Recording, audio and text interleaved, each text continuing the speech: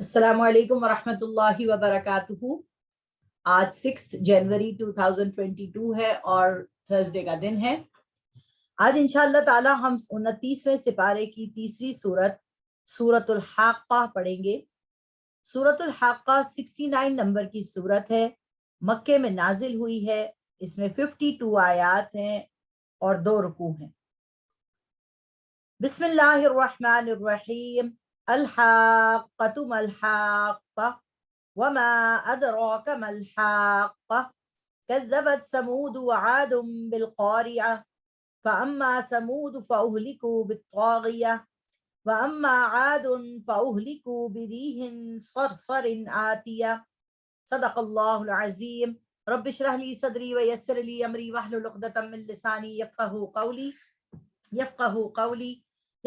قولی رب زدنی علما رب زدنی علما رب زدنی علما رب انی لما انزلت الی من خیر فقیر رب انی لما انزلت الی من خیر فقیر رب هب لی حکما والحقنی بالصالحین واجعل لی لسان صدق فی الآخرین آمین یا رب العالمین۔ یہ سورت جو ہے وہ انباء الرسل پر ہے، یعنی انبیاء کرام کے اوپر کی قوموں کے اوپر جو عذاب آئے ہیں نافرمانی کرنے کی وجہ سے، اللہ کے رسولوں کو نہ ماننے کی وجہ سے، اس کے اوپر یہ سورت جو ہے وہ نازل ہوئی ہے۔ اور دوسرا اس کے اندر کم قیامت کی ہولناکیاں بھی بتائی گئی ہیں۔ یہ جوڑی دار سورت ہے۔ القاریعۃ ما القاریعہ وما ادراک ما القاریعہ، یہ آئے گی سورت ہماری آخری سپارے میں انشاءاللہ العزیز۔ الحاقۃ ما الحاقہ، وہ ہونے والی چیز۔ کیا ہے وہ ہونے والی چیز؟ اور تم کو کیا معلوم کہ کیا کچھ ہے وہ ہونے والی چیز؟ اب یہاں پر اللہ تبارک و تعالیٰ جو ہے نا 3 دفعہ ہمیں حاقہ کے لفظ سے اس طرف اشارہ کر رہے ہیں کہ جیسے جنت کے بارے میں حضور صلی اللہ علیہ وسلم کا قول ہے مالا عین رأت ولا اذن سمعت ولا خطر علی قلب بشر، کہ جنت ایسی چیز ہے، ایسی جگہ ہے کہ کسی آنکھ نے نہیں سوچی، کسی کان نے نہیں سنی، کسی ذہن سے اس کا امیجنیشن بھی نہیں ہو سکتی۔ اسی طریقے سے قیامت جو ہے وہ واقع ہوگی۔ اللہ تعالیٰ کہہ رہا ہے کہ وہ ہونے والی چیز ہے، اس میں کوئی شک نہیں ہے۔ اور مکی قرآن میں اللہ تبارک و تعالیٰ بات ہی یہی کر رہا ہے کہ قیامت آئے گی، تمہاری اکاؤنٹیبلٹی ہوگی۔ تو یہاں پر اللہ تبارک و تعالیٰ کہہ رہے ہیں کہ تمہیں امیجن ہی نہیں کر سکتے تم کہ کیا ہے وہ ہونے والی چیز، کیا ڈسٹرکشن ہے اس کے اندر، کیا مشکلات اور کیا پریشانیاں ہیں اس کے اندر، کہ انسان جو ہے نا وہ بالکل اپنے آپ کو ہیلپ لیس محسوس کرے گا۔ جیسے دنیا کی پریشانیاں ہم پر آتی ہیں تو ہم بالکل اپنے آپ کو ہیلپ لیس فیل کرتے ہیں کہ ہم کچھ نہیں کر سکتے، اور پھر ہم کیا کہتے ہیں، بس اب اللہ ہی کے ہاتھوں میں ہے۔ ہاتھوں میں تو اللہ کے ہر چیز پہلے سے ہی ہے، مگر کچھ چیزیں ہم اپنے ہاتھوں میں لیتے ہیں کیونکہ ہمیں اپنا اللہ تعالیٰ نے اختیار دیا ہے کہ ہم جلد از جلد جو ہے اس چیز کو ٹھیک کرنے کی کوشش کریں۔ مگر وما تشاءون الا ان یشاء اللہ، تم کچھ کر ہی نہیں سکتے جو اللہ نہ چاہے۔ تو یہاں پر اللہ تبارک و تعالیٰ فرما رہے ہیں اس کھڑکھڑانے والی چیز کو سمود اور آگ نے جھٹلایا۔ قوم سمود اور قوم عاد، یہ 2 قومیں تھیں، انہوں نے بھی قیامت کا انکار کیا، انہوں نے بھی اس چیز کو جھٹلایا۔ سو سمود تو ایک سخت آواز کڑک کے ہلاک کیے گئے، یعنی اللہ تبارک و تعالیٰ نے قوم سمود پر ایسی آواز فرشتے نے چیخ لگائی ہے کہ وہ سیدھی کانوں کے اندر اتری اور ان کے دل ہی پھٹ گئے۔ اللہ تبارک و تعالیٰ جو ہے وہ کوئی بھی چیز سے انسان کو عذاب دے سکتا ہے۔ یہ اسی لیے اللہ تعالیٰ نے یہ جو سماعت سورہ رحمان میں ہم پڑھ کے آئے تھے نا کہ الذی علم بالقلم علم الانسان نہیں، الرحمن علم القرآن خلق الانسان علمہ البیان، انسان کو بیان کی صلاحیت دی ہے۔ اسی چیز کو انہینس کیا اللہ تبارک و تعالیٰ نے، کیوں؟ کیونکہ اللہ تعالیٰ بیان کر رہا ہے قرآن کے اندر، ہر چیز ہمارے لیے کھول کھول کر بیان کر رہا ہے۔ اور حضور صلی اللہ علیہ وسلم کو بھی اللہ تعالیٰ فرما رہے ہیں کہ آپ نصیحت کیجئے، نصیحت لوگوں کے دلوں پہ اثر کرے گی۔ اسی لیے بار بار قرآن مجید کی آیات کو دہرایا جا رہا ہے. اسی لیے تمام انبیاء کرام نے اپنی پوری پوٹینشل جو لگائی وہ لوگوں تک اپنے کلام کو پہنچانے میں لگائی, مگر لوگوں نے چونکہ سنا نہیں, لوگوں نے چونکہ اپنے کانوں پر, آگے پڑھیں گے ہم اور پیچھے بھی پڑھ کے آئے تو قرآن مکمل ہونے کے اس میں آ گئے ہم, کہ وہ لوگ اپنے کانوں میں انگلیاں ٹھوس لیتے تھے. جب وہ کانوں میں انگلیاں ٹھوس لیتے تھے تو اللہ تبارک و تعالیٰ نے ان کو ایسا عذاب دیا کہ کانوں میں ان کے وہ چیخ گئی ہے جس کی وجہ سے وہ مرے پڑے تھے. اور جو عاد تھے ان کو ایک تیز و تند ہوا سے ہی ختم کر دیا. یعنی یہ جو ہوائیں ہمارے لیے ہیں, جو ساؤنڈ ویوز, ہماری ساؤنڈ جو ہوتی ہے وہ ہواؤں میں ٹریول کرتی ہے. جیسے آپ ریڈیو کو سنتی ہیں تو اس کے اندر آپ چینلز کو بدل سکتی ہیں. اللہ تبارک و تعالیٰ کہہ رہے ہیں یہ ہوائیں جن کی اتنی فضیلتیں ہیں جو بتاتے جائیں تو ہوائیں جو ہیں وہ آپ کے بادلوں کو بھی چلا رہی ہیں, آپ کے پھلوں کے بیجوں کو بھی ادھر سے ادھر ٹرانسفر کر رہی ہیں. ہوائیں جو ہے کشتیوں کو چلا رہی ہیں, جہازوں کو چلا رہی ہیں, ہمارے سانس لینے کے لیے کام آ رہی ہے. اللہ تبارک و تعالیٰ فرما رہے ہیں کہ اس ہوا کے ذریعے ہم نے قوم عاد کو تند تیز ہوا کے ذریعے ختم کر دیا, مسلط کر دیا تھا اللہ نے اس کو ان پر متواتر 7 راتیں اور 8 دن. تو دیکھتا ہے اس قوم کو اس میں اس طرح گرا ہوا کہ گویا کہ وہ گری ہوئی کھجوروں کے تنے ہیں. یعنی اتنے لمبے لمبے وہ آدمی تھے کہ وہ ایسے گرے پڑے ہو گئے اس تیز ہوا میں. بھلا تو ان میں سے کسی کو بھی باقی دیکھتا ہے؟ یعنی جو جن کو اللہ نے عذاب میں مبتلا کیا ان کا نام و نشان بھی اللہ تبارک و تعالیٰ نے مٹا کے رکھ دیا اس دنیا سے. اور فرعون اور اس سے پہلے کے لوگوں نے الٹی ہوئی بستیوں نے بڑے بڑے گناہ کیے. الٹی ہوئی بستی کون سی تھی؟ قوم لوط. قوم لوط کیا عمل کرتی تھی؟ لواطت کا عمل کرتی تھی. مرد سے اپنی ضرورت کو پوری کرتے تھے. اور آج جو ہے وہی چیز ہماری عام ہو رہی ہے. باہر کے ملکوں میں تو عام ہو چکی ہے, اب یہاں پر بھی اس کی باتیں کری جا رہی ہیں اور انڈیا میں بھی یہ خاص طور سے چیز کو پھیلایا جا رہا ہے. تو یہی لواطت کا عمل ہے جس کی وجہ سے اللہ تبارک و تعالیٰ نے زمین کو ان کے اوپر دے مارا تھا. زمین اٹھائی اور پلٹ دی پوری کی پوری. تو قوم لوط بستیوں کے الٹ دی بستیاں, اور اس میں بڑے بڑے گناہ کیے جاتے تھے. تو ان لوگوں نے اپنے رب کے رسول کی نافرمانی کی تو اللہ نے ان کو سخت گرفت میں ڈال دیا. یعنی رسول کی نافرمانی اللہ تعالیٰ کو کتنی بری لگتی ہے. بلا شبہ پانی طغیانی پر آیا تو ہم نے تم کو کشتی میں سوار کیا. یہ حضرت نوح علیہ السلام کا ذکر آ رہا ہے کہ حضرت نوح کی قوم کو تو اللہ تعالیٰ نے پانی میں یعنی عذاب دے دیا تھا, ختم کر دیا تھا ان کو, تاکہ اس کو تمہارے لیے یادگار بنائیں اور یاد رکھنے والے کان اس کو یاد رکھیں. اب دیکھیے کانوں میں اللہ تعالیٰ نے عذاب کا آواز دی اور وہ قوم سمود جو ہے وہ آواز سے ہی مر گئی. یہاں اللہ تبارک و تعالیٰ کہہ رہے ہیں کہ نوح علیہ السلام کے لیے ہم نے پانی کے وہ جو طغیانی پہ آ گیا بس, تو ہم نے ان کی کشتی کو تیزی سے اس کے اندر اٹھایا اور ہم نے اس کشتی میں اس کو سوار کر دیا تاکہ یہ چیز یادگار بن جائے, اور جن کے کان ہیں یعنی جو سن رہے ہیں وہ اس کو یاد رکھیں بات کو کہ اللہ تبارک و تعالیٰ جب کسی کو بچانے پہ آتا ہے تو اللہ تبارک و تعالیٰ کیسے بچا لیتا ہے. پھر جب سور میں ایک بار پھونک ماری جائے گی اور زمین اور پہاڑ اٹھا کر دفعتاً چورا چورا کر دیے جائیں گے تو اس روز ہونے والی چیز ہو جائے گی. میں نے آپ کو بتایا والجبال اوتادا, زمین پر اللہ تبارک و تعالیٰ نے پہاڑوں کو میخیں بنا کے رکھا ہے.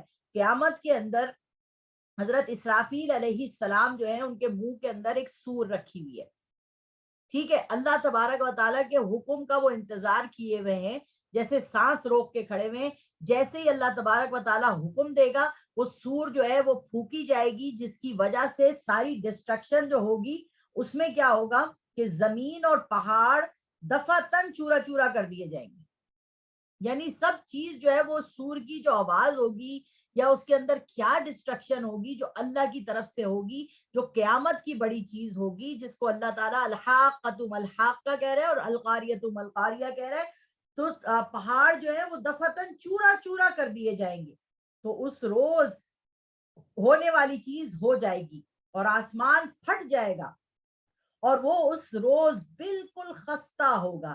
ابھی دیکھیے ہم نے سورہ ملک میں کیا پڑھا تھا, فرجیل بسر الترامن فطور, اپنی آنکھیں نظر اٹھا اٹھا کے دیکھو آسمان کی طرف, کیا اس میں کوئی شگاف نظر آ رہا ہے, کوئی تمہیں پھٹن نظر آ رہی ہے. اور یہاں پر اللہ تبارک و تعالیٰ ہمیں کیا بتا رہے ہیں کہ وہ جو پہاڑ ہے نا, وہ یعنی آسمان جو ہے وہ پھٹ جائے گا اور بالکل ایسا ہو جائے گا جیسے خستہ کوئی چیز ہوتی ہے نا. یہاں دیکھیے ہم اس کے مضامین کا تجزیہ بھی کرتے ہیں کیونکہ ہم نے اس وقت 16 لائنیں پڑھ لی ہیں. آیت نمبر سورۃ الحاقہ کے مضامین کے تجزیے میں آیت نمبر 1 سے لے کے 3 تک ہم نے پڑھا قیامت اور آخرت برپا ہو کر رہے گی.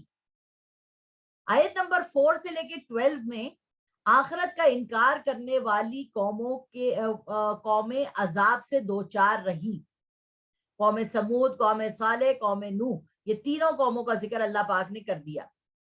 آیت نمبر 13 سے لے کے 17 میں قیامت کا نقشہ بیان ہو رہا ہے جو اس وقت میں آپ کے سامنے پڑھ رہی ہوں کہ اللہ تبارک و تعالیٰ کہہ رہے ہیں کہ آسمان پھٹ جائے گا اور وہ بالکل خستہ حال میں ہوگا اور فرشتے آسمان کے کناروں پر آ جائیں گے اور تمہارے پروردگار کے عرش کو 8 فرشتے اٹھائے ہوئے ہوں گے.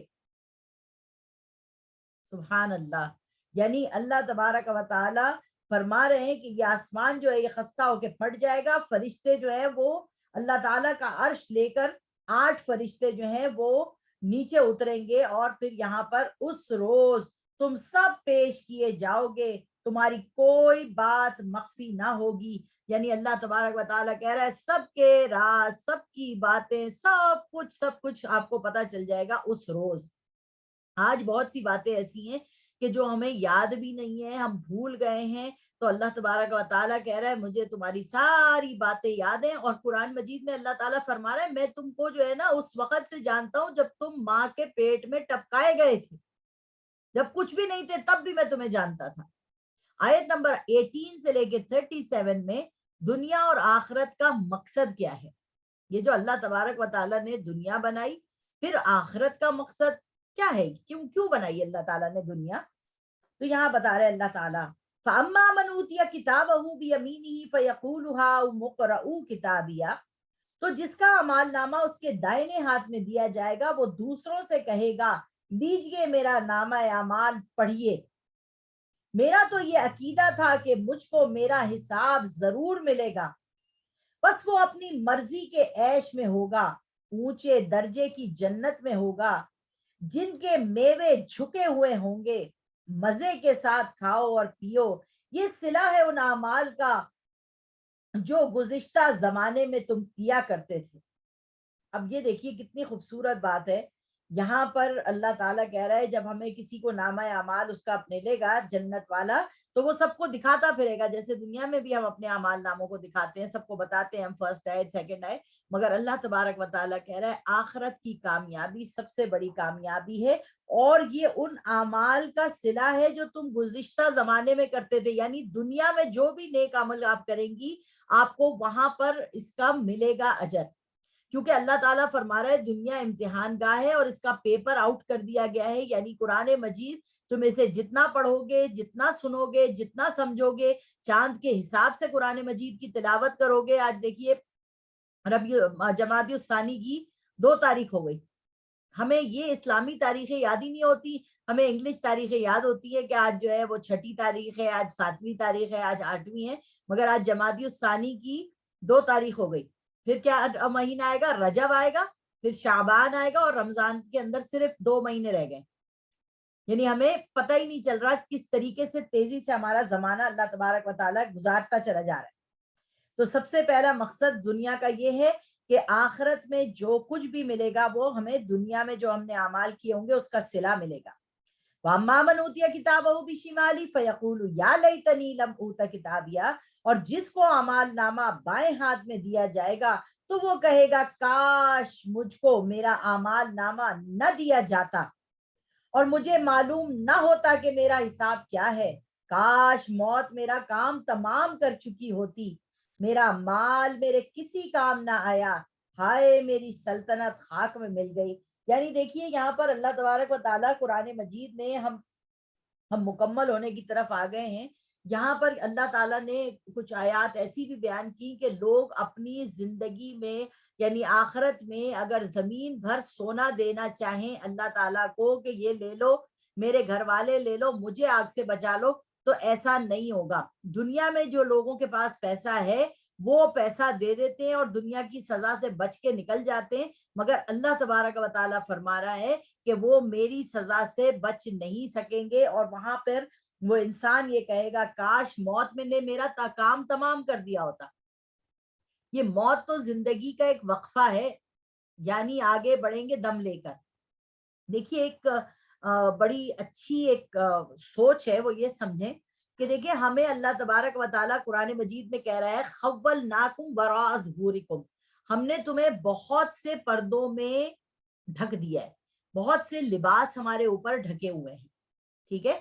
اور اس میں سے یہ جو جسم ہے نا, یہ بھی ہمارا ایک لباس ہے جو ہمیں دیا گیا ہے روح کو پروٹیکٹ کرنے کے لیے. اس لباس کو پروٹیکٹ کرنے کے لیے ہمیں کپڑے دیے گئے ہیں, اس کپڑوں کو پروٹیکٹ کرنے کے لیے انوائرمنٹ دی گئی ہے, انوائرمنٹ کو پروٹیکٹ کرنے کے لیے آسمان دیا گیا ہے, آسمان کو پروٹیکٹ کرنے کے لیے اللہ تبارک و تعالیٰ نے یعنی اپنا عرش و فرش رکھا ہوا ہے. ہم سب کچھ اللہ کے سائے کے اندر چل رہے ہیں. اب ہماری جو زندگی ہے اس کے بھی 7 دور ہیں. 7 دور کا مطلب جب اللہ تعالیٰ نے عہد الست میں مجھے اور آپ کو بنا دیا تو یہ پہلا دور تھا ہماری روح کے اوپر گزرنے کا, جس کے اندر ہم چونٹیوں کی شکل میں تھے. کس شکل میں تھے ہم اور آپ نہیں جانتے, مگر ہماری روح کی کوئی چیز شکل تھی جس نے اللہ سے وعدہ کیا تھا. اس کے بعد جو ہے ہماری شکل جو ہے وہ بدلی اور ہم ماں کے پیٹ میں جب آئے تو ہم ایک چھوٹا سا پتلا تھے جو اللہ تبارک و تعالیٰ کہہ رہا ہے وَالَّذِي يُصَوِّرُكُمْ فِي الْأَرْحَامِ كَيْفَ يَشَاءُ, ہم تمہاری ماؤں کے پیٹ میں تمہاری شکلیں بناتے ہیں جیسی ہم چاہتے ہیں. تو ہماری روح پر گزرنے والا ایک لباس جو ایک دوسرا لباس تھا وہ کیا تھا, وہ ماں کے پیٹ میں 3 پردوں میں چھپ کے ہمیں ایک بچے کی شکل میں اللہ تبارک و تعالیٰ نے روح کو پھونک دیا. پھر ہماری زندگی کے اندر جب ہم پیدا ہوئے, تیسرا جنم ہوا ہمارا, تو ہم اپنے اس لباس کے ساتھ جو ماں کے پیٹ میں تھا ہم نکل کے باہر آتے ہیں, اس کو صاف کیا جاتا ہے, اس کے اوپر سے خون کو صاف کیا جاتا ہے اور پھر ہمیں لباس پہنایا جاتا ہے دنیا کا. لباس یواری سوآتکم وریشا ولباس التقویٰ ذالک خیر, وہ لباس جو ہمیں پہنایا جاتا ہے وہ ہے خولناکم وراء ظہورکم, یعنی وہ جو لباس ہمیں پہنایا گیا ہے وہ ہمیں کپڑے ہماری ماں پہناتی ہے, وہ کپڑے ہمیں پہنائے گئے, وہ انوائرمنٹ کی جتنی بھی چیزیں میں نے ابھی آپ کو گنائی ہیں, آسمان ہے, یہ ہوائیں ہیں, یہ سب ہمیں پروٹیکٹ کرنے کے لیے آ گئی. یہ ہماری زندگی کا تیسرا دور تھا, یعنی تیسرا لباس ہمیں ملا, ہماری اس روح کو تیسرا لباس ملا. اب ہم جو اس دنیا کے اندر رہ رہے ہیں اس وقت, اور ہم جو ہے وہ اس عالم حال میں ہیں, اور اس عالم حال میں ہم رہ رہے ہیں اور ہم اپنی زندگی کو دیکھ رہے ہیں کہ ہمیں کس طریقے سے زندگی گزارنی ہے. تو اس کے لیے اللہ تعالیٰ نے قرآن مجید کو ہمارے اور آپ کے لیے نازل فرما دیا ہے کہ اس کو پڑھو, اس کو سمجھو, کیونکہ یہ جو تمہارا چوتھا جنم ہے یہ اصلی تمہاری دور ہے. اس کے اندر تم نے ہوش کے اندر رہنا ہے, اور تم نے اب اس دور میں جو کچھ بھی تم کرو گے وہ تمہیں جنت میں ملے گا. یعنی یہاں پر مجھے بھی اور آپ کو بھی محنت کرنی ہے. ہم نے پچھلی صورتوں میں پڑھا تھا کہ دنیا جو ہے وہ کھیل اور تماشا ہے. پہلے بچہ پیدا ہوتا ہے, وہ بڑا ہوتا ہے تھوڑا سا وہ ایسے ہی فالتو کے, کبھی چمچے سے کھیل رہا ہے, کبھی پیالے سے کھیل رہا ہے, کبھی کسی چیز سے بیکار کے کھیل کھیلتا ہے. جب وہ بڑا ہونے لگتا ہے تو زینتن, پھر وہ اپنے آپ کو سجانے لگتا ہے. بال بنا رہی ہیں لڑکیاں, لڑکے شیشے میں بار بار دیکھ رہے ہیں, وہ زینت ان کے اندر آ جاتی ہے, ذرا اپنے آپ کو اظہار کرنے کی ان کے اندر صلاحیت آ جاتی ہے. وَتَفَاخُرٌ بَيْنَكُمْ، پھر وہ جب اور بڑا ہوتا ہے، کمانے لگ جاتا ہے، تو اس کو ایک دوسرے سے بڑھ کر چیزیں خریدنے کا شوق ہو جاتا ہے، تفاخر کرنے لگتا ہے، فخر کرنے لگتا ہے، اور اس کی عمر بڑی ہوتی ہے تو پھر اس کو مال اور اولاد کی لالچ ہونے لگتی ہے، یہاں تک کہ اس کی زندگی ختم ہو جاتی ہے۔ تو اللہ تبارک و تعالیٰ کہہ رہے ہیں کہ مال اور اولاد تو میں نے تمہارے لیے بنائی ہے، یہ چوتھے دور میں یہ ساری چیزیں تمہیں ملیں گی، مگر ساتھ میں یاد رکھنا انما اموالکم واولادکم فتنہ، مال اور اولاد تمہارے لیے فتنہ بھی بن سکتے ہیں۔ پھر اللہ تبارک و تعالیٰ کہہ رہے ہیں کل ان کان آباؤکم وابناؤکم واخوانکم وازواجکم وعشیرتکم واموال اقترفتموها وتجارۃ تخشون کسادها ومساکن طیبۃ۔ اللہ تعالیٰ کہہ رہے ہیں یہ 8 محبتیں جو ہم نے تمہیں اس دنیا کی زندگی میں دی ہیں، مال کی، اولاد کی، رشتہ داروں کی، جو تمہارا بزنس ہے جس کا تمہیں خرچہ رہتا ہے کہ ختم نہ ہو جائے، یہ ساری محبتیں اگر تم نے اپنے زندگی میں لگا دی اور اللہ کے رسول کو بھول گئے تو پھر قیامت میں یہ حال ہوگا تمہارا کہ نامہ اعمال جب دیا جائے گا تو تمہارے منہ سے نکلے گا ہائے کاش میرا نامہ اعمال مجھے نہیں دیا جاتا۔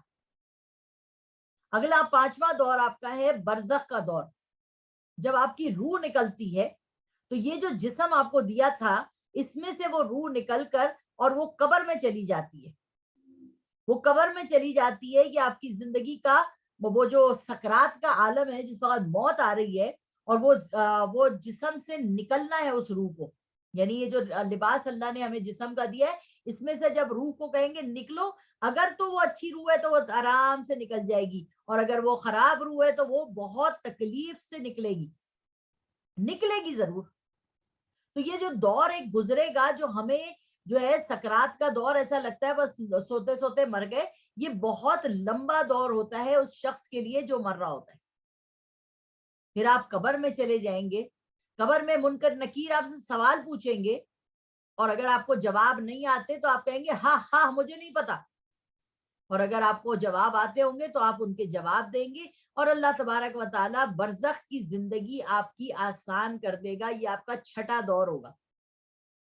اگر جواب نہیں آئے اللہ کی باتوں کے، کیونکہ وہی بات ہمیں سیکھنے کو ملے گی جو ہم ساری دنیا زندگی میں بولتے آئے ہیں، وہی چیز ہمیں یاد رہے گی، کیوں؟ کیونکہ ہمارے ہاتھوں کے، پیروں کے، ہمارے جسم کے ہر چیز کی ہماری جو ہے نا ایک میموری ہے، وہ میموری جو ہے وہ ہماری بولے گی، وہ کلام کرے گی اللہ تبارک و تعالیٰ سے۔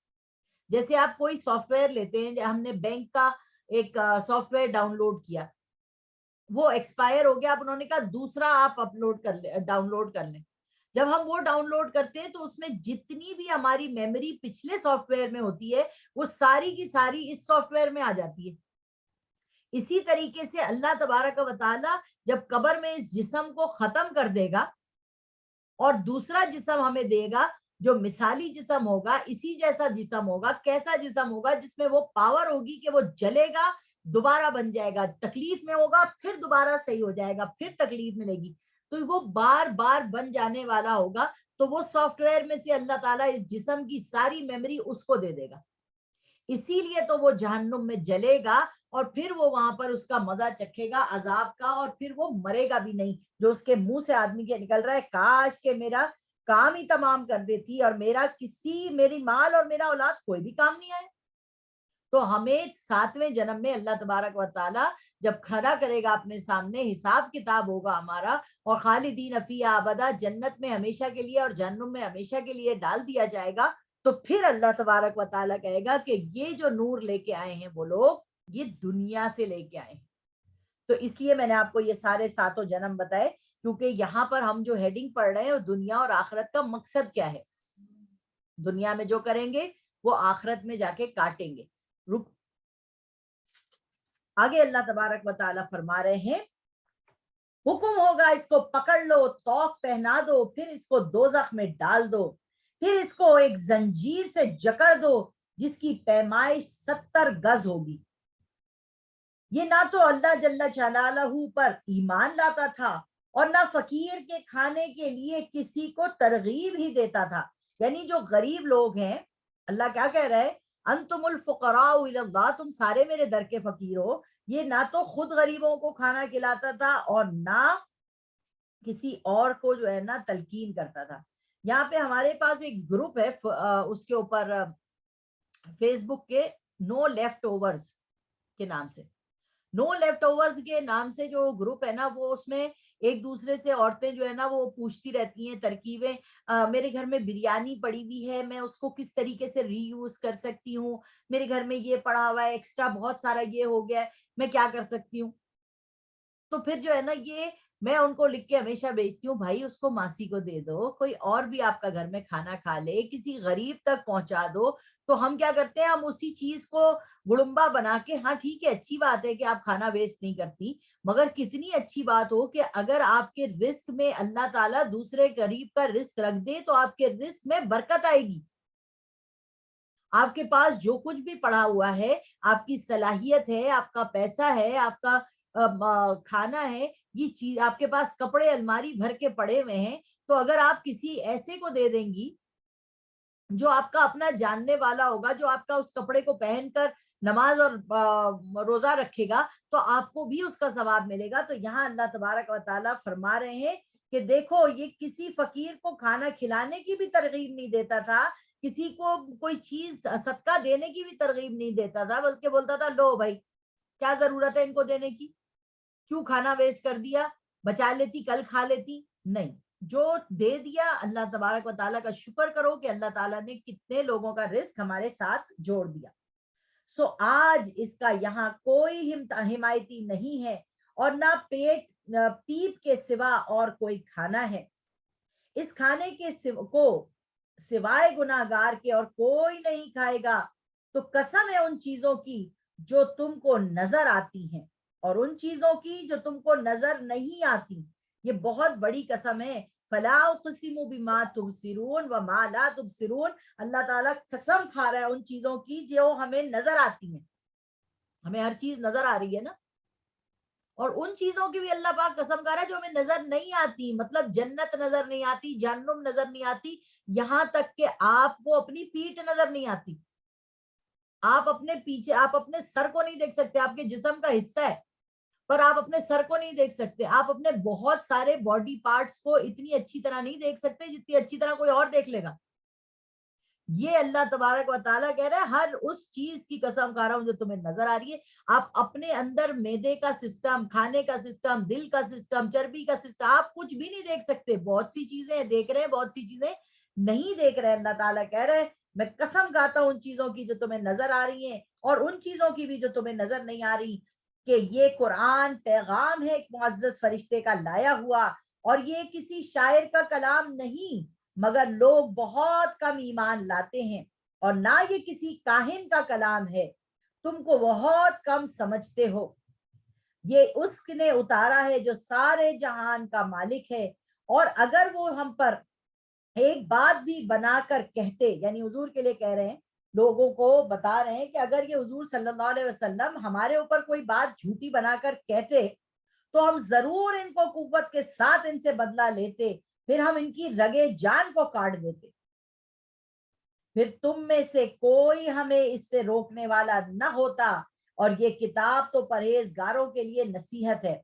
ये जो आयत है ना, बड़ी अहम है। ये हुजूर सल्लल्लाहु अलैहि वसल्लम के लिए कही जा रही है, मगर यहाँ पर काफिरों को बताया जा रहा है कि हमारे ऊपर, यानी अल्लाह पर झूठ बांधोगे, और अगर मेरे नबी ने बांधा होता तो मैं उसके साथ ये करता, तो तुम अल्लाह पे झूठ कैसे बांध रहे हो?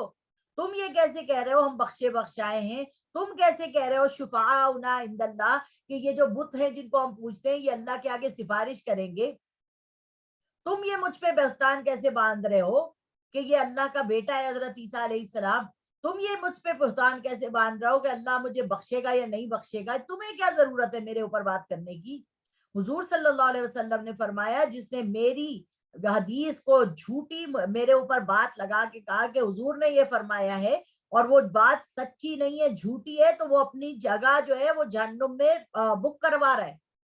आप देखिए, हम आजकल जो हदीसें फॉरवर्ड कर रहे होते हैं, जो चीजें फॉरवर्ड कर रहे होते हैं, उसमें हमें यही नहीं पता, तस्दीक ही नहीं है कि वो सच्ची है या झूठी है। इसलिए यहाँ पर जो हमने सूरह रहमान में पढ़ा कि अपने कौल, यानी अल्लाह ने अल्लामाहुल बयान, जो तुम्हें बयान की सलाहियत दी है, उसके अंदर जो है ना, अपने बयान को जरा सोच समझ के बोलो, کہ تم بول کیا رہے ہو, سمجھ کیا رہے ہو, اللہ پہ تو جھوٹ نہیں بول رہے, رسول پہ تو جھوٹ نہیں بول رہے.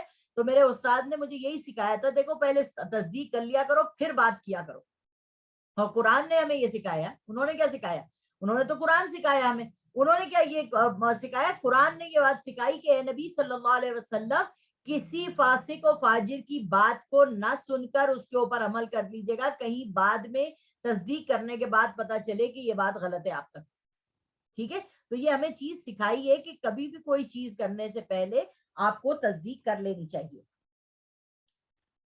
پھر تم میں سے کوئی ہمیں اس سے روکنے والا نہیں, اور یہ کتاب تو پرہیزگاروں کے لیے نصیحت ہے, اور ہم جانتے ہیں کہ تم میں سے بعض اس کو جھٹلانے والے ہیں, اور بے شک کافروں کے لیے موجب حسرت ہے. یہ تحقیقی یقینی بات ہے, تم اپنے رب کے نام کی پاکی بیان کرتے رہو جو بڑی عظمت والا ہے. سورۃ المعارج مکیہ.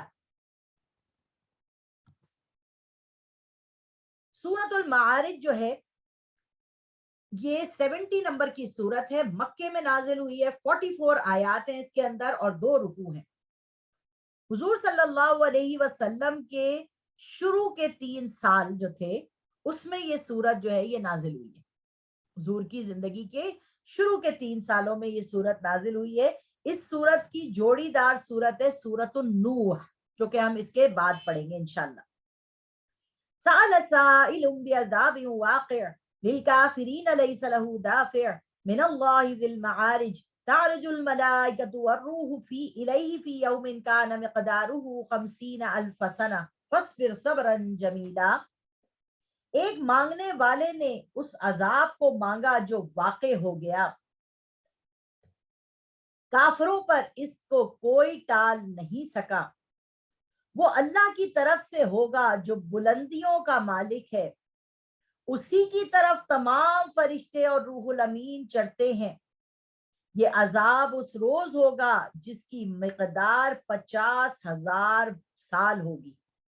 یعنی اللہ تبارک و تعالی یہاں نبی اکرم صلی اللہ علیہ وسلم کو یہ بات بتا رہے ہیں کہ ایک مانگنے والے نے اپنی قوم کے لیے عذاب مانگ لیا, مطلب ان کو اتنا تنگ کیا گیا کہ انہوں نے عذاب ہی مانگ لیا. ٹھیک ہے, تو یہاں پر اب اگلی صورت میں بتائیں گے کہ وہ کون سے نبی تھے. اور یہاں ایک یاد رکھیے بات کہ حضور صلی اللہ علیہ وسلم فرماتے ہر نبی کو ایک دعا اللہ تعالیٰ نے دی ہے, وہ چاہے تو اس دعا کو دنیا میں منوا لے, چاہے تو آخرت میں منوا لے. ٹھیک ہے, اور ہر نبی نے اپنی اس دعا کو دنیا میں ہی منوا لیا. ٹھیک ہے, اس میں سے ایک نبی جو ہے وہ حضرت نوح علیہ السلام ہے, حضرت موسیٰ علیہ السلام ہے. انہوں نے اپنی دعاؤں کو اس دنیا میں ہی قبول کروا لیا. تو یہاں پر یہ ایک بات بتائی جا رہی ہے اللہ تعالیٰ کی طرف سے کہ انہوں نے جو مانگا تو اللہ تعالیٰ نے اس کو ٹالا نہیں بلکہ ان کی بات کو فوراً پورا کیا. بس تم کافروں کی باتوں کو حوصلے سے برداشت کرتے رہو, وہ کافروں کی نگاہوں میں بہت دور ہے. یعنی قیامت جو ہے نا, ارے دیکھی جائے گی کب آتی ہے, اور ہماری نگاہ میں بہت قریب ہے.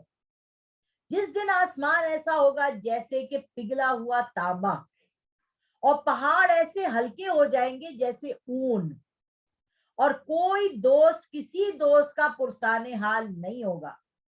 اتنی دوستیاں ہم جو لگا کے بیٹھے ہیں نا, اس وقت ہماری دوستیاں کوئی کام نہیں آنے والی.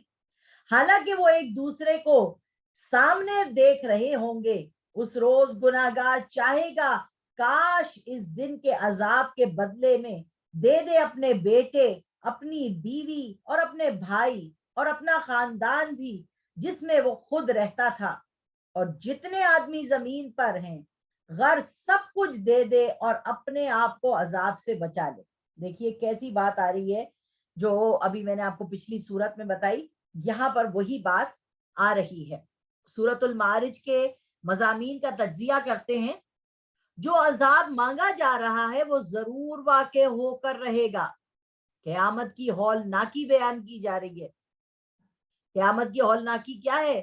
سب سے بڑی یہ چیز ہے کہ میں پکڑی گئی اور میں کہہ رہی ہوں اللہ میرا بیٹا بھی لے لے, بیٹی بھی لے لے, یہ بھی لے لے, میرا خاندان بھی لے لے, سب کچھ لے لے اور مجھے چھوڑ دے. تو اللہ تبارک و تعالیٰ یہاں پہ بتا رہے ہیں کوئی کسی کے کام نہیں آئے گا. وَكُلُّهُمْ آتِيهِ يَوْمَ الْقِيَامَةِ فَرْدًا، ہر انسان وہاں پر انڈیپینڈنٹ ہو کے آئے گا، اپنی اکاؤنٹیبلٹی خود دے گا، کوئی کسی کی ذمہ داری وہاں نہیں اٹھائے گا، سب کے سب جو ہے نا وہ اکیلے کھڑے ہو کر اپنی اکاؤنٹیبلٹی دیں گے۔ تو قیامت کی ہولناکی بیان کری جا رہی ہے، اور روز قیامت عقائد اور اعمال کی بنیاد پر فیصلہ کیا جائے گا۔ قیامت کے دن پتہ چلے گا کہ میرا عقیدہ کیا تھا، میرے اعمال کیا تھے، ان کے مطابق فیصلہ کیا جائے گا۔ تو عقیدے کو سب سے بڑا عقیدہ یہ ہے کہ ان تعبد اللہ کانک تراہ فان لم تکن تراہ فانہ یراک۔ ہمارا عقیدہ یہ ہے کہ اللہ کو ہم دیکھتے ہیں اور اللہ ہمیں دیکھتا ہے، اور اگر ہم یہ نہیں سمجھ رہے کہ ہم اللہ کو دیکھ سکتے ہیں تو اللہ تو ہمیں دیکھ رہا ہے نا، اور اللہ ہی ہے، هو الاول والآخر والظاہر والباطن، اللہ ہی پہلا ہے اور اللہ ہی آخر ہے اور اللہ ہی ظاہر ہے اور اللہ ہی باطن ہے۔ اور اللہ کو دیکھنا ہے تو یہ کھول آنکھ، زمین دیکھ، فلک دیکھ، فضا دیکھ، مشرق سے ابھرتے ہوئے سورج کو ذرا دیکھ۔ یہ عقیدہ ہمارا اللہ کے بارے میں ہونا چاہیے، آمنت باللہ وملائکتہ وکتبہ ورسلہ والیوم الآخر والقدر خیرہ وشرہ من اللہ تعالی والبعث بعد الموت۔ یہ عقیدہ ہمارا صحیح ہوگا اور ہمارے اعمال انما الاعمال بالنیات کے مطابق ہوں گے، کہ نیتوں کے مطابق اعمال کا بدلہ ملے گا۔ کفار کو تنبیہ اور رسول اللہ صلی اللہ علیہ وسلم کو تلقین کی جا رہی ہے۔ اب ہم پڑھ رہے ہیں آیت نمبر 15۔ ایسا ہرگز نہیں ہوگا، وہ تو بہت بھڑکتی ہوئی آگ ہے، کھال ادھیڑنے والی ہے، ان لوگوں کو اپنی طرف بلائے گی جنہوں نے دین حق سے اعراض کیا اور منہ پھیر لیا اور مال جمع کیا اور بند رکھا۔ یہ دیکھیے مال جو ہے نا، اللہ تبارک و تعالیٰ کو اس کو خرچ کرنے کے لیے اللہ تعالیٰ جو ہے نا ساری جو تگ و دو ہے نا انسان کی، وہ اس میں خرچ کرنے میں لگاتا ہے کہ یہ جو مال جمع کر کے بند کر کے رکھا ہوا ہے، نہ وہ غریبوں تک پہنچ رہا ہے، نہ وہ مسکینوں تک پہنچ رہا ہے، نہ وہ کسی کو کھانے کو مل رہا ہے، تو یہ چیز اللہ کو پسند نہیں ہے۔ مال کو بند کر کے رکھا ہے، بلا شبہ انسان کم حوصلہ پیدا کیا گیا ہے، جب اسے تکلیف پہنچتی ہے تو گھبرا اٹھتا ہے، اور جب آسائش حاصل ہوتی ہے تو بخیل بن جاتا ہے۔ یعنی آپ اپنی اچھائیوں کو دوسروں کے اوپر جو ہے نا وہ شیئر کرنے سے بخیل ہو جاتے ہیں، مگر نماز گزار جو نماز کا اہتمام کرتے ہیں اور بلا نغا پڑھتے ہیں، اور جن کے مال میں حصہ مقرر ہے، اللہم ربنا جعلنا منہم، اللہ تعالیٰ ان لوگوں کا حصہ مقرر کیے رہے ہمارے مال میں جو ہمارے ساتھ ہیں، اور اللہ تبارک و تعالیٰ جن کے نصیب سے ہم کھا رہے ہیں بیٹھے ہوئے، اللہ تعالیٰ ان کے نصیبوں کو کھولے رکھے۔ جن کے حال میں حصہ مقرر ہے، یعنی مانگنے والوں کا اور نہ مانگنے والوں کا، اور جو روز جزا کو سچ سمجھتے ہیں۔ مانگنے والے کون ہیں؟ یہ جو آپ کو گداگر ملتے ہیں، فقیر مت کہا کریں، فقیری ایک سلسلہ ہے، بہت بڑا سلسلہ ہے، جس کو اللہ تبارک و تعالیٰ نے انتم الفقراء الی اللہ فرمایا ہے کہ تم سارے میرے در کے فقیر ہو۔ حضرت موسیٰ نے دعا مانگی ہے، ربی انی لما انزلت الی من خیر فقیر، اے اللہ میں تیرے در کا فقیر ہوں، تو مجھ پہ جو نعمت عطا فرما وہ اس کا میں محتاج ہوں۔ تو فقیری سلسلہ ہے جس کی گدی نشینی میرے پاس ہے۔ تو فقیر نہیں ہے، انہیں گداگر کہتے ہیں۔ گداگر جن کا جو مانگتے ہیں اور پھر وہ اللہ پہ بھروسہ نہیں رکھتے، وہ انسان کے آگے ہاتھ پھیلاتے ہیں، ان کو بھی دینے، ان کا بھی حصہ آپ کے پاس اتارا ہے اللہ نے۔ اور جو مانگتے نہیں ہیں آپ سے، مثال کے طور پر سفید پوش لوگ ہیں، بہت سارے ہمارے خاندان میں بھی ہیں، بہت سارے ہمارے آس پڑوس میں بھی ہیں، بہت سارے ہمارے محلوں میں بھی ہیں۔ تو اللہ تبارک و تعالیٰ فرما رہے ہیں کہ جو مانگتے ہیں اور جو نہیں مانگتے ان کا حصہ اللہ نے تمہارے مال میں مقرر کیا ہے۔ یہ کتنی خوبصورت بات ہے، اور پھر اللہ تعالیٰ آپ کو توفیق دے کہ آپ ان تک پہنچائیں۔ اور یاد رکھیے، احب الاعمال الی اللہ ادومها او ان قل، کہ اللہ کو وہ عمل پسند ہے جو ساری زندگی کیا جائے مگر بے شک تھوڑا ہو۔ میری دادی جب زندہ تھی تو میں کوشش کرتی تھی ان کو 1000 روپے مہینہ دوں، ٹھیک ہے۔ اب لوگوں نے کہا لو بھائی یہ کوئی 1000 روپے کوئی دادی کو دینے کے لیے کم سے کم 5000 تو دیتی, مگر مجھے پتا تھا کہ بھائی میں 1000 روپے سے زیادہ دے نہیں سکتی. جب میں جو دے رہی ہوں, جتنا میں دے رہی ہوں, وہ جو ہے نا وہ میں اپنی ساری زندگی دے سکتی ہوں, کیونکہ مجھے پتا ہے کہ میں دے سکتی ہوں. میری شادی ہو گئی, میں جب واپس ملنے کے لیے آئی تو دادی کہتی ہے میرے پیسے دو. تو میں نے 15,000 دیے, کہنے لگی یہ 3,000 واپس رکھو اپنے پاس, مجھے میرے حصے کے چاہیے, اور اب تمہاری شادی ہو گئی, اب مجھے نہیں چاہیے. تو ان کو چاہیے نہیں تھے, وہ ایک دعا تھی, وہ ایک برکت تھی جو ان کو دینے کی وجہ سے اللہ تبارک و تعالیٰ نے کبھی میری جھولی تنگ نہیں کی. تو اسی طریقے سے ہمیں چاہیے کہ ہم اپنے بزرگوں کو جو ہم سے بڑے ہیں ان کو ہم تھوڑا دیں, بے شک وہ اپنے ہاتھ سے صدقہ دے دیں, کچھ بھی کر لیں, ہمیں دینا چاہیے. ہمیں تربیت اپنے بچوں کو یہ دینی چاہیے کہ دو اپنے والدین کو بھی, دو اپنے اساتذہ کو بھی, دو اپنے مانگنے والے رشتہ داروں کو بھی, اور دو ان لوگوں کو بھی جو مانگتے نہیں ہیں ان تک بھی وہ مال پہنچاؤ. اور پھر اس کے دینے کا طریقہ بھی یہ سکھایا گیا ہے کہ اپنے ہاتھ جیسے پھیلاتے ہیں نا, غریب انسان اپنا ہاتھ پھیلاتا ہے اور پھر وہ آپ اس کے ہاتھ میں دیتے ہیں. ماں باپ کو اگر تمہیں دینا ہے تو اپنے ہاتھوں کے اوپر اپنا پیسہ رکھو تاکہ تمہارا باپ اوپر سے ہاتھ رکھ کے اور اٹھا لے. یہ طریقہ کار ہوتا ہے بڑوں کو دینے کا, اور یہ ہم سکھا نہیں رہے آج اپنے بچوں کو, یہ تربیت ہم دے نہیں رہے بچوں کو. اس لیے ہم کہتے ہیں پہلے زمانے میں تو بڑے اچھے بچے تھے, بڑی تمیز تھی, اب تو کچھ بھی نہیں ہے.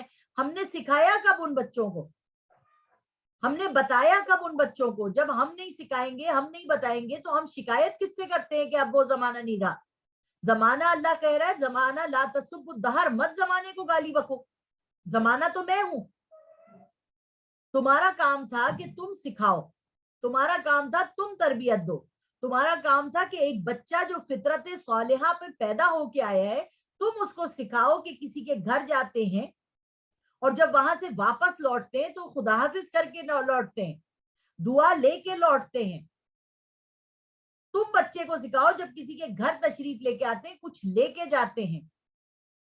تم بچے کو یہ سکھاؤ جب کسی کے گھر جاتے ہیں اس سے بیٹھ کے باتیں بھی کرتے ہیں, اپنے موبائلوں پہ نہیں لگتے. آپ جب نہیں سکھائیں گی, آپ جب نہیں بتائیں گی اپنی اولاد کو تو آپ کی بدتمیز اولاد اٹھے گی نا. پھر آپ کہیں گی پہلے تو ہم ایسے کرتے تھے اب ایسا ہوتا ہے. پہلے تو ہم نے اپنے بچے کو موبائل پکڑایا تاکہ وہ ہماری جان پہ سے اتر جائے کچھ دیر کے لیے. جب ہم بچے کو اتار دیں گے تو وہ وقت جس وقت ہمیں دل چاہے گا اپنی اولاد سے بات کرنے کا, وہ ہمیں اپنے اوپر سے اتارنے کے لیے جو ہے نا دوسری چیزوں میں لگا دیں گے.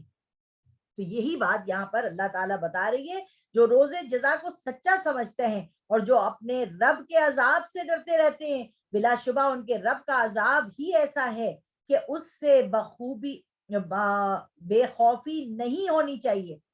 اور جو اپنی شرمگاہ کی حفاظت کرتے ہیں, یہی چیز ہم نے 18ویں پارے میں بھی پڑھی تھی کہ اپنی شرمگاہ کی حفاظت کرنے والے مردوں کو اپنی شرمگاہ کی حفاظت کرنے والی عورتیں ملتی ہیں.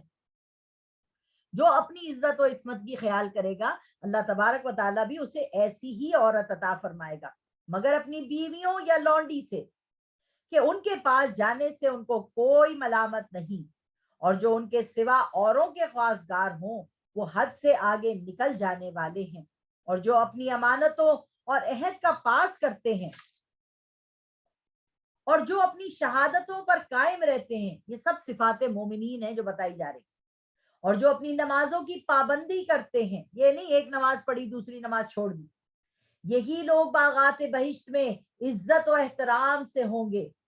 اور ان کافروں کو کیا ہو گیا ہے جو ہو گیا ہے کہ تمہاری طرف دوڑتے چلے آتے ہیں, دائیں سے بائیں سے گروہ در گروہ ہو کر جمع ہوتے چلے جاتے ہیں. کیا ان میں سے ہر شخص یہ توقع رکھتا ہے کہ نعمتوں کے باغوں میں داخل ہو جائے گا؟ ہرگز نہیں. ہم نے ان کو اس چیز سے پیدا کیا ہے جسے وہ جانتے ہیں. ہمیں مشرقوں اور مغربوں کے مالک کی قسم ہے کہ ہم قدرت رکھتے ہیں, یعنی ہم ان سب باتوں پر قادر ہیں.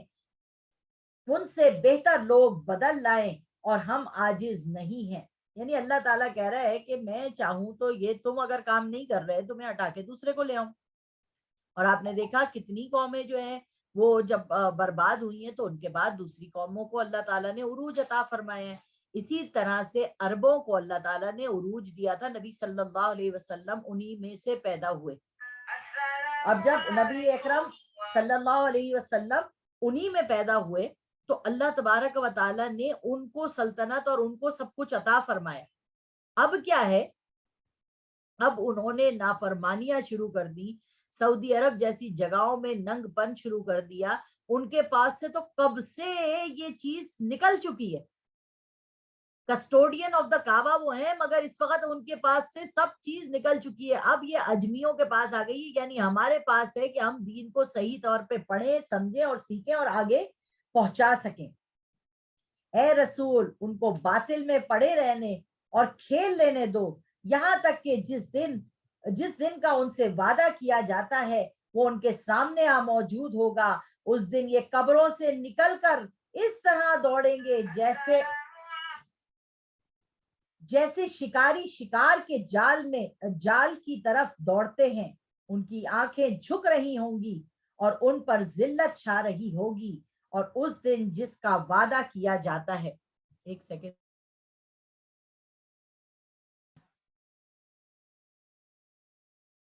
بسم اللہ اولہ آخرہ. سورۃ النوح مکیہ, 71 نمبر کی سورت ہے, مکے میں نازل ہوئی. اس میں 28 آیات ہیں اور 2 رکوع ہیں. یہ جوڑی دار سورت ہے سورۃ جو ابھی ہم نے پڑھی ہے سورۃ المعارج کی. اس سورۃ النوح کی آیات کا تجزیہ کرتے ہیں, پھر اس سورت کو پڑھتے ہیں. سورۃ النوح کے مضامین کا تجزیہ یہ ہے کہ آیت نمبر 1 میں حضرت نوح کو منصب رسالت کی سپردگی. حضرت نوح علیہ السلام جو ہے نا وہ رسول بنا کے بھیجے گئے. ایک ہوتا ہے نبی اور ایک ہوتا ہے رسول. رسول جو ہے نا اس میں اور نبی میں فرق ہے, مگر جو رسول ہوتا ہے وہ نبی بھی ہوتا ہے. ٹھیک ہے, رسول جو ہے وہ نبی بھی ہوتا ہے اور نبی جو ہے وہ رسول نہیں ہوتے. ٹھیک ہے, ابھی یہ فرق ہم کو واضح طور پہ پتہ چل جائے گا. حضرت نوح علیہ السلام کو منصب رسالت کی سپردگی.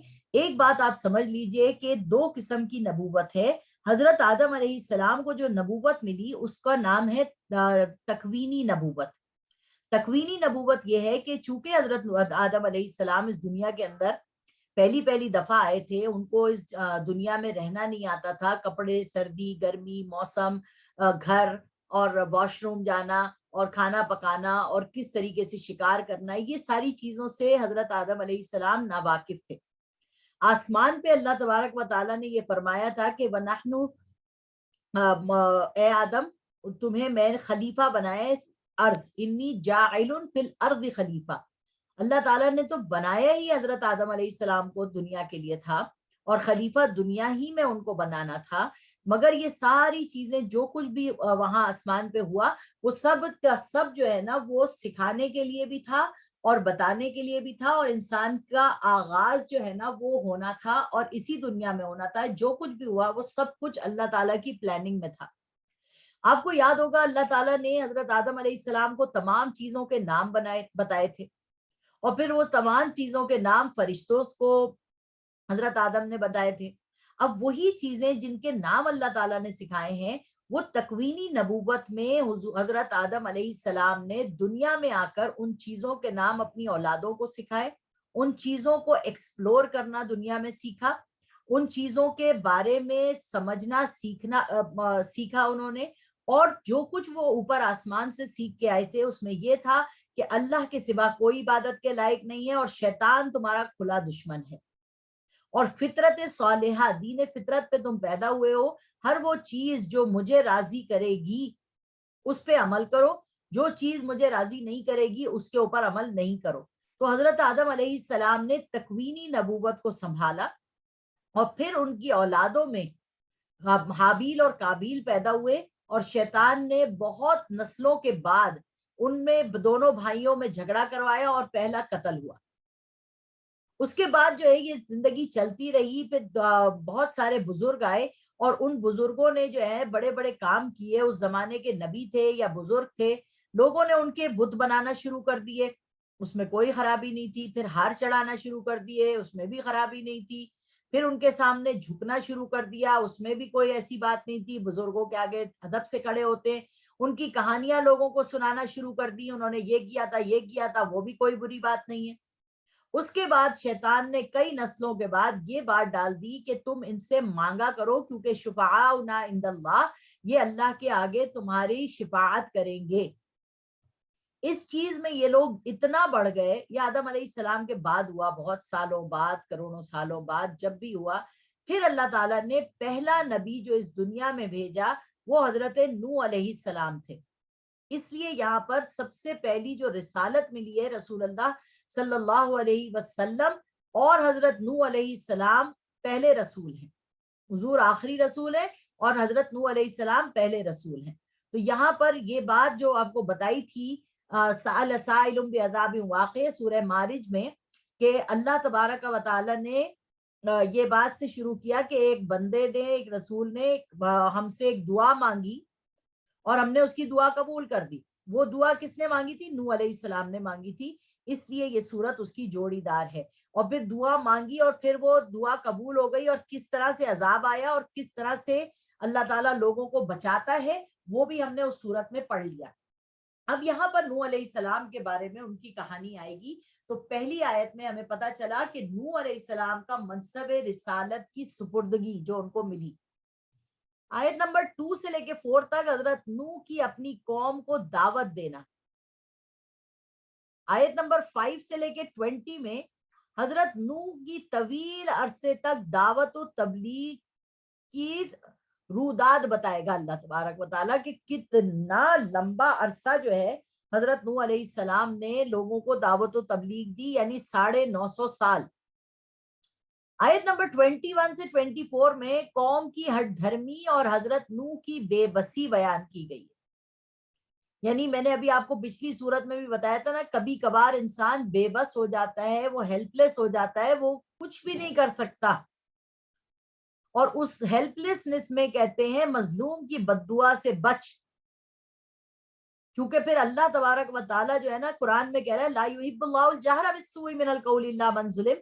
اللہ تبارک و تعالیٰ جو ہے وہ بری بات زبان سے نکالنے کو پسند نہیں کرتے, مگر اگر کسی پہ ظلم ہوا ہے اور وہ بد دعا دیتا ہے تو وہ عرش پہ جاتی ہے اور وہ قبول بھی ہو جاتی ہے. اس لیے مومن کی بد دعا سے بچنا چاہیے. آیت نمبر 25 سے 28 میں عذاب کا نزول اور حضرت نوح علیہ السلام کی دعا یہاں پر یہ بیان کی گئی ہے. آئیے اب اس کا باقاعدہ آغاز کرتے ہیں. اِنَّا أَرْسَلْنَا نُوحًا إِلَىٰ قَوْمِهِ أَنْ أَنذِرْ قَوْمَكَ مِنْ قَبْلِ أَنْ يَأْتِيَهُمْ عَذَابٌ أَلِيمٌ. ہم نے نوح کو ان کی قوم کی طرف بھیجا کہ تم اپنی قوم کو ڈراؤ, بیشتر اس کے کہ ان پر درد دینے والا عذاب واقع ہو جائے. انہوں نے کہا اے میری قوم, میں تم کو صاف صاف ڈراتا ہوں کہ تم اللہ کی عبادت کیا کرو اور اسی سے ڈرا کرو اور میرا کہنا مانو. دیکھیے رسول جو ہے نا وہ یہ کہتا ہے میرا کہنا مانو, نبی یہ نہیں کہتا کہ میرا کہنا مانو. ٹھیک ہے, کیونکہ نبی کون ہے؟ ہمارے زمانے کے ولی اللہ سمجھ لیں آپ. ٹھیک ہے, ہمارے زمانے کے ولی اللہ سمجھ لیجئے اس زمانے کے نبی تھے کہ جو کام حضرت نوح علیہ السلام چھوڑ کے گئے, پھر اللہ تبارک و تعالیٰ نے نوح علیہ السلام کی قوم میں نبی بھیجے بھیجے بھیجے بھیجے بھیجے یہاں تک کہ کتاب آئی اور شریعت آئی دوسری, اور پھر جو ہے نا وہ رسول آیا. ٹھیک ہے, تو یہاں پر یہ بات بتائی جا رہی ہے کہ رسول ہمیشہ کہتا ہے میری پیروی کرو, میری بات مانو, وہ تمہارے گناہ بخش دے گا اور تم کو مقررہ وقت تک مہلت عطا کرے گا. جب اللہ کا مقررہ وقت آ جاتا ہے تو تاخیر نہیں کی جاتی, کاش تم جانتے ہوتے. یعنی اللہ سے ڈرو اور اللہ تعالیٰ تمہیں مہلت دے رہا ہے اور مہلت دیے جا رہا ہے, اور اس وقت تک دے گا جب تمہارا جو ہے نا یہ لباس جو ہے نا, دیکھیے یہ جو لباس میں نے پہنا ہوا ہے اس جسم کا, اس لباس کو مجھے اتارنا ہے. یہ لباس جو ہے وہ یا تو میں خوشی خوشی انا للہ و انا الیہ راجعون جنت میں چلی جاؤں گی اس روح کو لے کے, اپنی یہ روح مجھے لے کے چلی جائے گی, یا جہنم میں لے جائے گی, مگر یہ لباس مجھے چینج کرنا ہے. اب مجھے عالم برزخ کے لباس میں جانا ہے جہاں مجھے وہ ٹریلر دیکھنا ہے جنت کا بھی اور جہنم کا بھی. پھر مجھے لباس چینج کر کے اٹھنا ہے، اور کس جسم کو اللہ تعالیٰ مجھے دے گا قیامت کے دن، جو قبروں سے نکل کے دوڑتے بھاگتے جو ہے وہ میدان حشر میں آئیں گے۔ تو یہاں اللہ تعالیٰ فرما رہے ہیں جب قوم نے نہ مانا تو نوح نے کہا اے میرے رب میں قوم کو رات اور دن بلاتا رہا۔ یہ صورتیں کیوں نازل ہو رہی ہیں اس طرح کی مکے میں؟ اس لیے کیونکہ حضور صلی اللہ علیہ وسلم بھی بعین وہی کر رہے تھے، رات دن لوگوں کو ڈرا رہے تھے، اپنے گھر پارٹی کر کے بلا رہے تھے، بازاروں میں جا کے سمجھا رہے تھے، اور جو لوگ زیادہ سمجھاتے ہیں نا لوگ انہیں پسند نہیں کرتے، وہ کہتے ہیں او ہو ان کو گروپ میں شامل نہ کرنا، یہ کچھ نہ کچھ کہہ دیں گی، یہ کچھ نہ کچھ بول دیں گی۔ تو یہ چیز جو ہے نا یہ کام اللہ تعالیٰ کا دیا ہوا ہے، اور اللہ تعالیٰ ہماری حفاظت کرے۔ مگر میری دعوت پر وہ اور زیادہ گریز کرتے رہے، اور جب کبھی بھی میں نے ان کو بلایا کہا کہ وہ توبہ کرے اور اپنے گناہوں سے کہ تو ان کو بخش دے، تو انہوں نے اپنے کانوں میں انگلیاں دے دی اور کپڑے اوڑھ لیے اور ہٹ کی اور بڑا غرور کیا۔ یہ دیکھیے ابھی ہم نے پیچھے کیا پڑھی صورت میں کہ کانوں میں انگلیاں ڈال دیتے تھے، اور قرآن کے شروع میں بھی یہی تھا سورۃ البقرہ میں کہ اپنے کانوں میں انگلیاں ٹھوس لیتے ہیں موت کے خوف سے۔ تو یہاں پر اللہ تبارک و تعالیٰ بتا رہے ہیں، اور پچھلی دفعہ صورت میں ہم نے پڑھا کہ ایسی چیخ فرشتے نے ماری کہ ان کے کان کی رگیں پھٹ گئیں اور دل پھٹ گئے ان کے اور مر گئے۔ اپنے کانوں میں انگلیاں دے لی اور کپڑے اوڑھ لیتے اور ہٹ کی اور غرور کیا۔ پھر میں نے ان کو کھلے طور پر بھی بلایا اور ظاہر اور پوشیدہ ہر طرح سمجھایا۔ اللہ میاں یہ دیکھو یہ سب کام حضور بھی کر رہے ہیں، اور کہا کہ اپنے رب سے معافی مانگو کہ وہ بڑا بخشنے والا معاف کرنے والا ہے، وہ تم کو کثرت سے بارش برسائے گا۔ یعنی ہو سکتا ہے حضرت نوح علیہ السلام کے زمانے میں بھی بارش برسنا رک گئی ہو، کیونکہ انسانوں کے گناہوں کے سبب اللہ تبارک و تعالیٰ جو ہے نا وہ بارشیں بھی روک دیتا ہے، اور بارشوں سے رزق پھیلتا ہے، بارشوں سے صفائی ہو جاتی ہے، بارشوں سے آپ کی پوری انوائرمنٹ کلین ہو جاتی ہے۔ یہ ساری چیزیں اللہ تبارک و تعالیٰ ہمارے لیے کر رہا ہے نا۔ یہ جو درخت ہیں اگر یہ گندے ہوں گے تو فوٹو سینتھسس کیسے ہوگا؟ ہمارے کو یہ آکسیجن ہمارا لے کے، کاربن ڈائی آکسائڈ کیسے ہماری لے کے اور آکسیجن ہمیں پرووائڈ کریں گے؟ تو اسی لیے اللہ تبارک و تعالیٰ کہہ رہے ہیں کہ یہاں پر وہ تم کو کثرت سے بارش برسائے گا اور مال اور بیٹوں سے تمہاری مدد کرے گا اور باغات عطا کرے گا، ان میں تمہارے لیے نہریں بہا دے گا۔ تم لوگوں کو کیا ہو گیا ہے کہ تم اللہ کی عظمت کا اعتقاد نہیں رکھتے، جبکہ وہ تمہاری طرف تم کو طرح طرح سے پیدا کر چکا ہے۔ کیا تم نے نہیں دیکھا کہ کس طرح 7 آسمان اوپر تلے بنائے، اور اسی نے چاند کو ان میں زمین کا نور بنایا اور سورج کو چراغ بنایا۔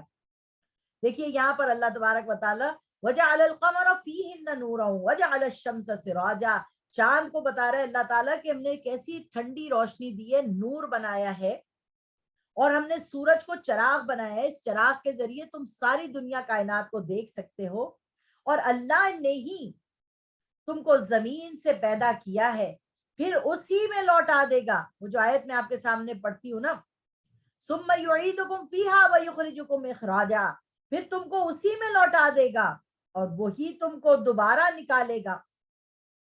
اور اللہ ہی نے زمین کو تمہارے لیے فرش بنایا ہے تاکہ تم اس کے کشادہ رستوں پر چلو۔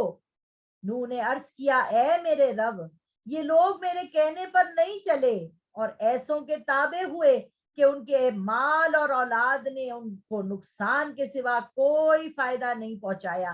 دیکھیے یہاں پر یہی بات بتائی میں نے آپ کو، انما اموالکم واولادکم فتنہ، تمہارا مال اور تمہاری اولاد تمہارے لیے فتنہ ہے۔ وہ فتنہ کس لیے ہے؟ کیونکہ آپ دنیا داری میں لگ جاتے ہیں کہ میں اپنے بچوں کو اچھے سے اچھا کھلاؤں۔ ہاں اچھے سے اچھا کھلانا، حلال کی پاکیزہ روزی کرانا یہ بہت ضروری ہے، مگر آپ اس روزی کو کمانے میں ایسا لگ جائیں کہ آپ اپنے بچوں کو توجہ نہ دیں، آپ اپنی بیوی کو توجہ نہ دیں، بیوی سے اپنے بچے پلواتے چلے جائیں اور بیوی کو وہ محبت اور پیار نہ دیں، سمجھے کہ بس ایک دفعہ ہوٹل لے گئے تو بہت کافی ہو گیا، ایک دفعہ آپ نے اس کو گھمانے لے گئے بڑی بات ہو گئی۔ نہیں، ٹائم دینا، وقت دینا اپنی فیملی کو سب سے زیادہ ضروری ہے، بنسبت اس کے کہ آپ دوسروں کے خیال کریں، آپ کو اپنی فیملی کا خیال پہلے کرنا ہے۔ فرمایا نوح نے کہا کہ اللہ میں نے ان کو کہا مگر ان کو ایسے لوگوں کے پیچھے لگ گئے دنیا میں ایسے پیسہ کمانے کے پیچھے لگ گئے کہ ان کے مال اور اولاد نے ان کو برباد کر دیا. وَمَكَرُوا مَكْرًا كُبَّارًا, اور وہ بڑی بڑی چالیں چلے, اور انہوں نے کہا اپنے معبود کو ہرگز نہ چھوڑنا, نہ ود کو, نہ سواع کو, نہ یغوث کو, نہ یعوق کو, نہ نصر کو. یہی بات جو ہے قریش والوں نے کہا تھا, انمشوا واسفروا علی آلہتکم, چلو چلو ہمیں اپنے بتوں کو بچانا ہے. وہی چیز جو حضرت نوح علیہ السلام نے کے زمانے میں سٹارٹ تھی, وہ چلتی چلی آ رہی ہے نبی صلی اللہ علیہ وسلم کے زمانے میں. وہی جو کنڈیشن ان لوگوں کی تھی, وہی کنڈیشن گھوم پھر کے حضور صلی اللہ علیہ وسلم کے زمانے تک آ رہی ہے. حضرت نوح علیہ السلام نے 950 سال محنت کی, حضور صلی اللہ علیہ وسلم نے 23 سال کے عرصے میں خانہ کعبہ سے بتوں کو توڑ دیا اور خانہ کعبہ کو صاف ستھرا کر دیا, اور پورا کلچر جو ہے وہ بدل دیا 23 سال کے عرصے میں. اور انہوں نے کہا اپنے معبود کو ہرگز نہ چھوڑنا, اور انہوں نے بہت سے لوگوں کو گمراہ کر دیا, تو تو ان کو اور گمراہ کر دے. یعنی اللہ کے رسول اب یہ بددعا مانگ رہے ہیں کہ اللہ انہوں نے اتنے لوگوں کو برباد کیا ہے کہ بس اب ان کو توبہ نصیب نہیں ہونی چاہیے, ان کو برباد کر دے, ختم کر دے. آخر وہ اپنے گناہوں کے سبب غرقاب ہوئے, پھر آگ میں ڈالے گئے, اور اللہ کے سوا ان کو کوئی حمایتی نہیں ملا.